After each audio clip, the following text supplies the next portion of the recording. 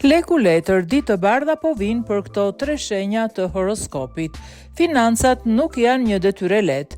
Financat tona janë vazhdimisht në mendjen tonë, pasi një gjë që ne të gjithë po kërkojmë është paqja dhe stabiliteti.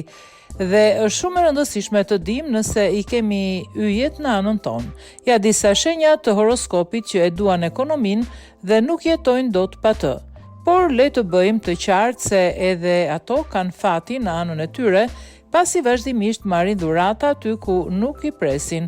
Përveç disiplinës, pa që rëndësishëm është edhe faktori fatit. Ne vetëm e theksojmë atë. Më poshtë, do të shohim shenjat horoskopit që nuk do të kenë nevojë të shqetësohen aq sa të tjerët. Situata e tyre financiare do të jetë e mirë dhe nuk do të shqetësohen as pak.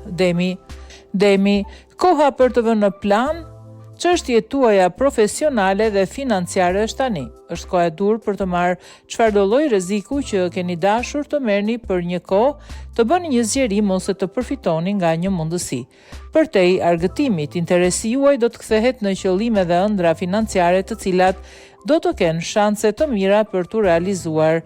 Kjo do të jetë ideale për çështjet e karrierës dhe parave. Binjakët, do të ndiheni të sigurt dhe të qëndrueshëm në sektorin financiar. Në muajt e fundit mund të keni humbur pak durimin, por tani po ktheheni në rrugën e duhur. Do të ketë progres, suksese dhe bashkëpunime të reja në karrierën tuaj, të cilat përveç ambicieve do të sjellin edhe paga më të mira. Qëndroni të fokusuar në punën tuaj dhe gradualisht do të shihni gjërat ndryshe, gjithmonë dhe shumë për mirë.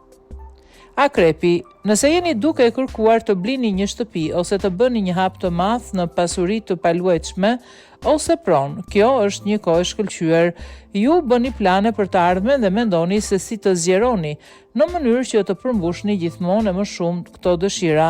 Do të keni rritje të ndjeshme në jetën tuaj profesionale, veçanërisht nëse punoni në fushën e teknologjisë dhe rrjeteve. Vazhdoni të kërkoni opsionet tuaja më të mira dhe kaloni pa frikë në hapin tjetër.